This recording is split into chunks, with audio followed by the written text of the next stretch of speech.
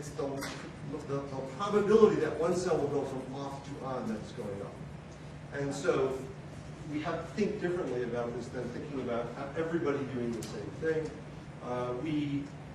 So basically, we can confirm that, in fact, cell phenotypes are high-dimensional attractors. And what's most interesting is that this allows you to deal with one of the fundamental realities of biology, which is stochasticity and variability.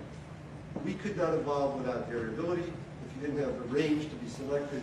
And it happens in every system. Engineers try to minimize noise. Nature harnesses it. They do it by having attractor landscapes.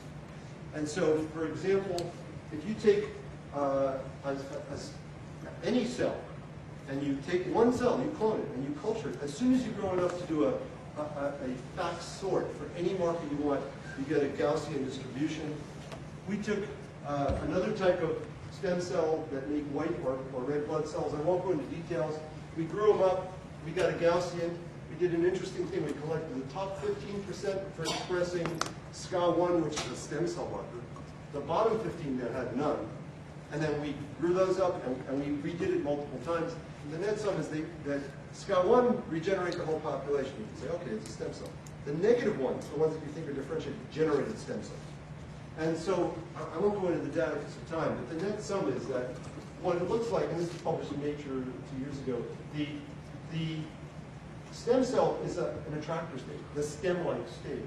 And it's probabilistic about it going either way. Actually, if you're in certain parts of the attractor space and you give a stimulus, it's a shorter time and more likely to become a red blood cell than a white, and we showed this experimentally.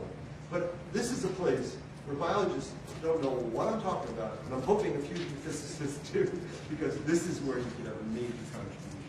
And so I think this explains a lot of biology, why one cytokine has to activate 100 different genes, multiple nodes in the network, to activate a phage change, why different growth factors have about 100 genes in common, why master genes have about 100 genes downstream targets. And this, of course, is an old idea in development of a ball running down different valleys for phage switching.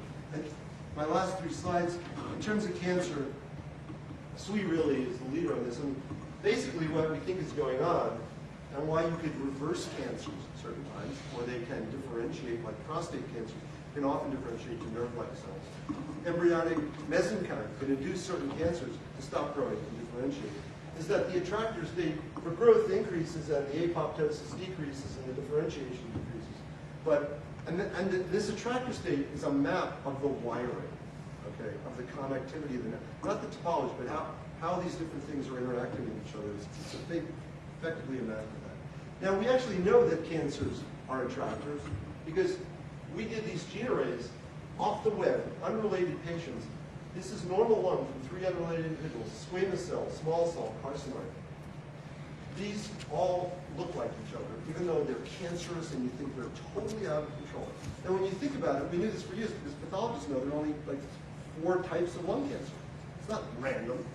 That means there have to be some stability to these states. So we really think this is how things are working. And also, you can think of the epithelial-mesenchyme transition similarly. What's the correct set of hits to make it switch from one state to the other? And it's reversible. And so to end, I'm essentially saying that it's all collective behavior, and it's also hierarchical integration across different size scales. It involves networks. I work on physical networks as well as informational networks, and figuring out how those two integrate is the grand challenge, I think, for the next 20 years. And I will end there. I'll just say that, with all this knowledge, how do you deal therapeutic? Like, how do you approach treating cancer? And I don't know if I have the slide. This is, I promise, the last one. We now have a major program where we're actually picking up on these old ideas that embryonic tissues can induce cancers to stop growing and become normal. And I did work in the mid-'80s taking extracellular matrix and mixing it with tumors, and they stop growing and become normal. And saying, I can't take embryonic tissues as a therapeutic, I'm not going to add a whole matrix, but could I make nanomaterials, for example, that integrate and make matrix normal?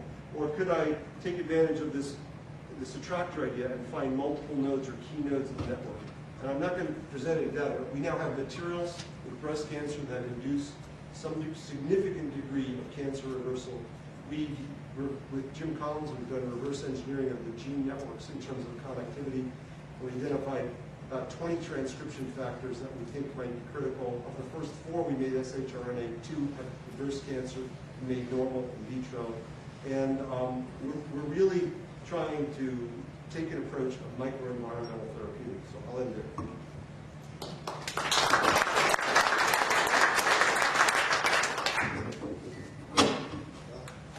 Yeah, so if you read the standard textbooks on cancer or standard review articles, you find a sort of mutation-first mindset, right? Oh, That's yes. right. So do you think that mutations follow on after changes in genetic expression, that somehow those, I mean, you had one graph which you sort of went by very quickly, to sort of talk about pre-mutational adaptation, whatever you call it. So, or is it somehow, sometimes you get mutational events that then bias you to be more sensitive to these mechanical signals, or, so how do you, which is the dog and which is the tail, or maybe you love the dogs? There's no doubt that you basically can induce cancer by viruses or carcinogens. But if you look at one of the earliest changes, they're often matrix remodeled. Someone showed CFOS as an early response. CFOS is a classic early immune response, but there are other ones. Fibronectin, integrin, and actin. The cell has to change in an integrated way, inside to outside, from nucleus to cytoskeleton to integrin to matrix. But in cancer, matrix remodeling is early. I think Mina Bissell's work shows extremely clearly that just changing the matrix can elicit enough microenvironmental variation plus growth stimulation that can give you all of those types of mutations. And we know in vitro for years that you can do that in vitro. You can take a cell and just keep growing it, and you'll basically select out those subpopulations that have the gene mutations and oncogenes and all these things. So the answer is both. It's not one or the other, it's both. So the idea of the tracker space is basically interesting. How do you explore the space of a tracker? I mean, it's easy to see how you could have the stem cell tracker and get the feeling of stuff. Are you feeling that there are dozens and dozens of specific states that do something? Stuart Kaufman said that every cell type is in the tracker space. There's about 300. And then within each, then in the different hierarchical level within a specific type, or like a specific stem cell, they have their own, it's like an onion skin, right? And through the development, they have this whole genome, they start closing off parts, which changes that landscape, because what's on, what can be regulated determines the landscape.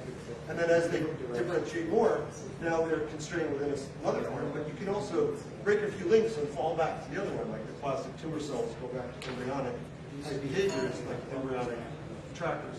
How do you map it? I mean, you basically need to go from one stable state to another. We've been doing stuff with transgenic where you can watch progression. But, again, pathologists know that you can have ductal carcinoma in situ. And yeah, there may be some that are progressing in mature, but there are these sort of step-like stable, metastable states. And so when you go from, if you can find a metastable state, when you go from one metastable to the other, you basically can map out how the genome changes until it converges, and it may have some stability, and then how it varies, and that's how you map the data. Well, there's no real great answer because we don't know how to do it in a quantitative, right? I could say the modeling side, it's just so many numbers of genes, it's very, very difficult. You mentioned those stretch activated I genomes, and I think in one of the earlier talks we heard about gap junctions. Yes. What do we know about the physiology of epithelial, normal epithelial tissue? There's a huge amount known, and it's known that it's deregulated in cancer. So, I mean, there's also work on, on electrical signaling. Don Coffey made a comment, we don't have an eye go on the side of our cheek. Well, Mike Levin at Tufts takes one ion channel, and he puts it on the back of a xenophus, and he gets a whole eye. He takes another ion channel, and he gets a whole extra leg. The two examples he gave. So you can actually do that. That's what you do. But he's just changing electrical ion transfer across the membrane. In terms of cancer, I think in the 70s and 80s people thought it was a simple story, but it's not as simple in terms of what's going on. But there's no doubt the disconnection of cadherins, cell-cell junctions, that allows the cells to act more autonomous, to go into more mesenchymal phenotype. The gap junctions is another way to get concerted behavior, but it's not clear to me. I'm not up on how critical that is in the process. But certainly you can't completely reverse by giving gap junctions. You can reverse certain phenotypes by getting adherence. Yes, you have to be very careful and look at developmental things like that zebrafish situation versus the adult. In the prostate, the development of the prostate versus when it's adult is a totally different story. And for example, if you hit a developmental system in the human, like the testes with teratocarcinoma, you can get teeth growing in the test, hair. I mean, it goes crazy. You don't see teeth growing in tumors and hair and all that. That's a teratocarcinoma. Yeah. Yeah. And so in teratocarcinoma, these developmental things, where you do those things.